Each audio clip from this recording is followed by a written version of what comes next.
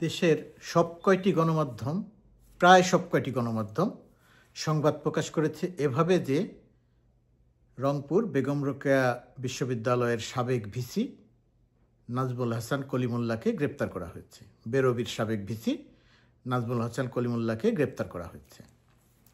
এই গণমাধ্যমই নাজমুল হাসান কলিমুল্লাহ যখন বেগম রোকেয়া বিশ্ববিদ্যালয়ের ভিসি হিসেবে নিয়োগপ্রাপ্ত ছিলেন তখন সংবাদ প্রকাশ করেছিল 1400 দিনের বেশি সময়ের মধ্যে, সম্ভবত 1420 দিন বা 1460 দিন তার মোট কর্মদিবস, তার মধ্যে তিনি বিশ্ববিদ্যালয়ে অনুপস্থিত ছিলেন কমপক্ষে 1250 দিন। খেয়াল করে দেখবেন, একজন মানুষ 4 বছরের জন্য নিয়োগ পেয়েছিলেন, তার নিয়োগের সময়কাল কর্মদিবস হিসেব করা হয়েছিল 1460 দিন, তার মধ্যে তিনি প্রায় 1250 দিন কর্মস্থলে অনুপস্থিত ছিলেন। বেগম রোকেয়া বিশ্ববিদ্যালয়ের তিনি ভিসি হিসেবে নিয়োগ পেয়েছিলেন, সেখানে প্রধান শর্ত ছিল তাকে ক্যাম্পাসে অবস্থান করতে হবে। তিনি ক্যাম্পাসে অবস্থান করেন নাই, 1 নম্বর। এই যে 1400 দিনের মধ্যে 1250 দিন অনুপস্থিত থাকলেন আর 150 দিন মতো তিনি কর্মস্থলে গেলেন বা থাকলেন, এর মানেটা কি? তিনি সকালের ফ্লাইটে ঢাকা থেকে সৈয়দপুরে যেতেন, সেখান থেকে বিশ্ববিদ্যালয়ের গাড়িতে করে ক্যাম্পাসে যেতেন, বিকালের ফ্লাইটে আবার ফিরে আসতেন ঢাকায়।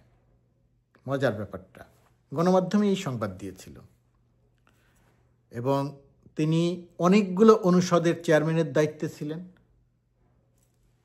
যে কোনো নির্মাণ কাজ, নিয়োগ সব কিছু তিনি নিজে করতেন, ক্লাস নিতেন না, ক্যাম্পাসে যেতেন না, ঢাকায় বসে করতেন।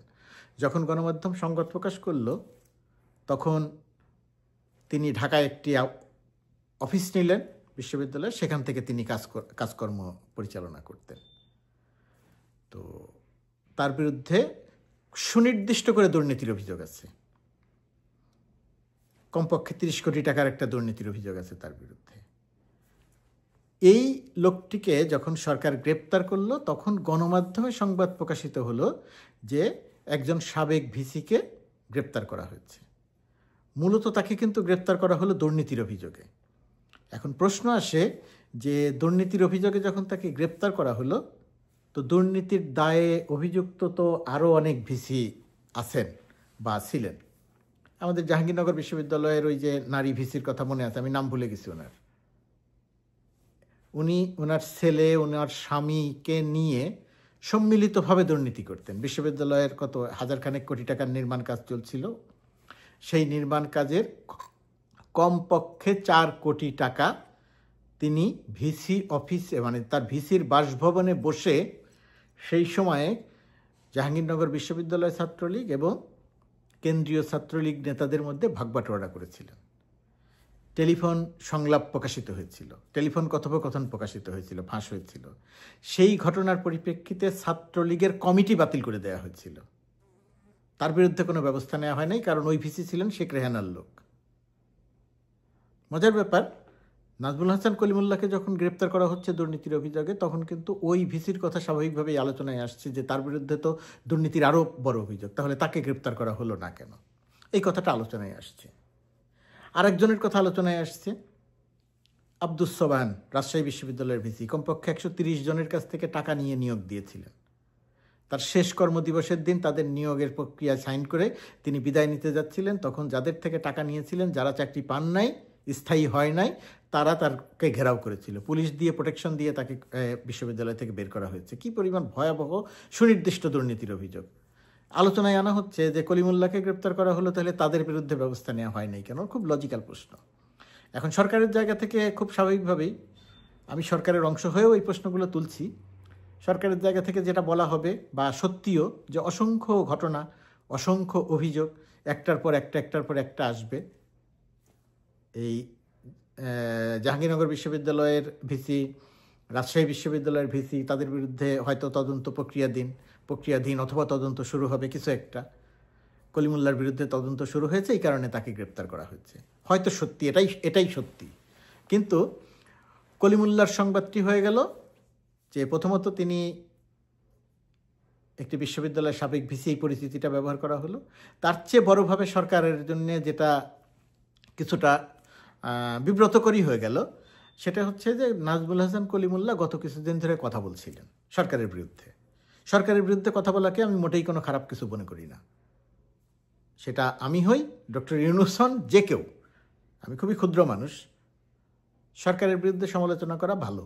সরকারের বিরুদ্ধে সমালোচনা করলে সরকার সচেতন হবে।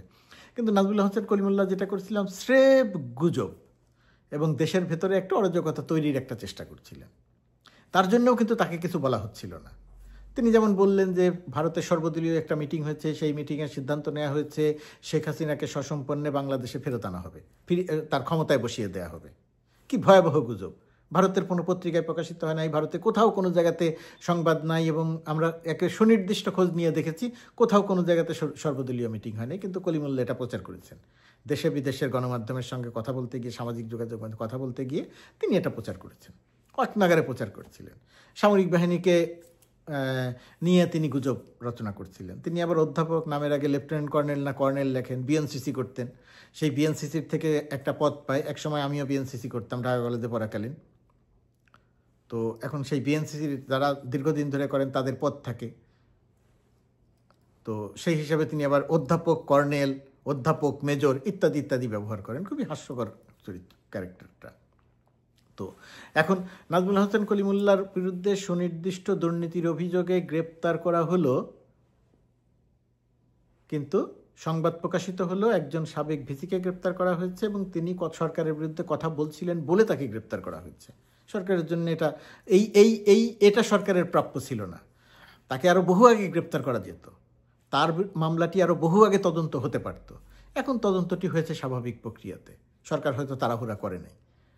তদন্তের পর্যায়ে তাকে গ্রেপ্তার করার দরকার হয়েছে বলে তাকে গ্রেপ্তার করেছে। কিন্তু এখন এসে বলা হলো যে যেহেতু সে কথা বলছে, সেই কারণে তার মুখ বন্ধ করার জন্য তাকে গ্রেপ্তার করা হয়েছে।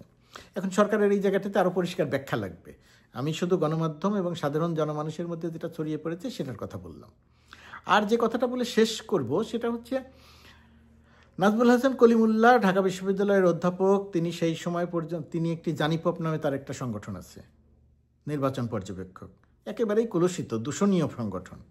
এই যে গত 3টি নির্বাচন, এই 3টি নির্বাচনের বৈধতা দেওয়ার ক্ষেত্রে জানিপপের ভূমিকা আছে। নাজমুল হাসান কলিমুল্লাহ আওয়ামী লীগের ঘনিষ্ঠজন। তার এক চাচা একটা ব্যাংক খেয়ে ফেলেছে। এই হচ্ছে নাজমুল হাসান কলিমুল্লাহ, যে রাতের ভোট থেকে শুরু করে সব সময়ের নির্বাচনের তিনি ছিলেন এক ধরনের সাফাই গাওয়া, জাস্টিফাই করা, তথ্য দিয়ে বলা যে না নির্বাচন ভালো হয়েছে ইত্যাদি ইত্যাদি বলা। এই হচ্ছে নাজমুল হাসান কলিমুল্লাহ। এই নাজমুল হাসান কলিমুল্লাহ বেগম রোকেয়া বিশ্ববিদ্যালয়ের ভিসি হতে গিয়ে তিনি রাত 3টার সময় ক্লাস নেওয়া, 1400 দিনের মধ্যে 1250 দিন অনুপস্থিত থাকা, সকালের ফ্লাইটে গিয়ে বিকালের ফ্লাইটে ফিরে আসা, আর্থিক অনিয়ম, দুর্নীতি, অনৈতিকতা, অন্যায়, এহেন গর্হিত অপরাধ নাই যা নাজমুল হাসান কলিমুল্লাহর বিরুদ্ধে যার অভিযোগ নেই। এই চরিত্রের একজন মানুষ, তিনি ধিক্কৃত, গণমাধ্যমে তাকে ধিক্কার দিয়েছে, সংবাদ প্রকাশ করেছে। এই চরিত্রের একজন মানুষ যখন তার ভিসি পদ থাকলো না, তারপরে এই রকম একজন মানুষকে আমাদের গণমাধ্যম টকশোতে ডেকে এনে তাকে আবার সামাজিকভাবে প্রতিষ্ঠা দেওয়ার একটা চেষ্টা করলো এবং প্রতিষ্ঠা দিল। আমাদের গণমাধ্যম এই গণধিকৃত, অনৈতিক, অপরাধমূলক কর্মকাণ্ডের সাথে সম্পৃক্ত, দুর্নীতির সঙ্গে সম্পৃক্ত এরকম একজন মানুষকে টকশোতে ডেকে এনে অধ্যাপক পরিচয় দিয়ে, বেগম রোকেয়া বিশ্ববিদ্যালয়ের সাবেক ভিসি পরিচয় দিয়ে তাকে যে পুনর্বাসন করলো, তাকে যে জনমানুষের সামনে উপস্থাপন করলো, তার কথা যে প্রচার করার জন্য তাকে যে টেলিভিশন স্টুডিওতে দিনের পর দিন নিয়ে আসা হলো, এটা গণমাধ্যম চিন্তা করে দেখলো না যেটা সে গণমাধ্যম একটি গর্হিত অপরাধ করছে, সমাজে দূষণ ছড়াচ্ছে, নাকি সে একজন মানুষের পুনর্বাসন, অপরাধীকে পুনর্বাসন করছে, অনৈতিক মানুষকে পুনর্বাসন করছে। গণমাধ্যম এটা বিবেচনা করে দেখে নাই, বিশেষ করে আমাদের টেলিভিশনগুলো। আমার কথা শুনে মনে হতে পারে যে আমি সরকারের একজন ছোট পর্যায়ের লোক দেখে সরকারের জায়গা থেকে কথাগুলো বলছি। আমি সরকারের জায়গা থেকে কথাগুলো বলছি না। আমি এই কথাগুলো বলছি আমি একজন ক্ষুদ্র সংবাদকর্মী হিসেবে। আমি এই সরকারের কাজের সঙ্গে সম্পৃক্ত হয়েছি অল্প কয়েকদিন, এবং অল্প কয়েকদিনের পরে আর এই পরিচিতি আমার থাকবে না। আমি আবার সরাসরি সাংবাদিকতাতেই ফিরে যাব। আমি সেই সাংবাদিকতার জায়গা থেকেই বলছি, নাজমুল হাসান কলিমুল্লাহ এবং নাজমুল হাসান কলিমুল্লাহদের মতো মানুষদের, অনৈতিক, অন্যায়, অপরাধী মানুষদের, অপরাধমূলক অভিযোগ, কর্মকাণ্ডের অভিযোগ যাদের বিরুদ্ধে, তাদের পুনর্বাসন করার ক্ষেত্রে আমাদের মিডিয়া সচেতন হওয়া দরকার। কিন্তু আমাদের মিডিয়া সেই জায়গাটিতে সচেতন হয় না। যে অনৈতিক মানুষ, সেই অনৈতিক মানুষকে টেলিভিশনের পর্দায় এনে ভালো ভালো কথা বলার সুযোগ করে দেয়া হয়। তার কথা যে খুব একটা বোঝা যায় তা না, 50% কথা তার বোঝা যায় না। মাটির দিকে তাকিয়ে কথা বলেন, মানুষের চোখের দিকে তাকাতে পারেন না।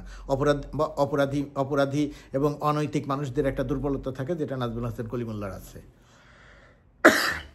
যাই হোক, আমার মূল কথাটা ছিল, দুঃখিত, মূল কথাটা ছিল ওই জায়গাটাতে যে নাজমুল হাসান কলিমুল্লাহকে গ্রেপ্তার করা হয়েছে দুর্নীতির অভিযোগে।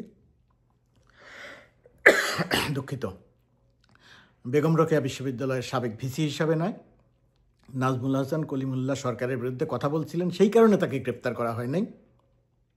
যদিও পরিচিতিটা সেই জায়গাতে চলে গেছে, এটা আমাদের গণমাধ্যমের দায়িত্ব এই জায়গাটা পরিষ্কার করা। ভুল তথ্য সামাজিক যোগাযোগ মাধ্যমে ছড়াতে পারে, মূলধারার গণমাধ্যমে ছড়ানো উচিত নয়। সবাই ভালো থাকুন, সুস্থ থাকুন।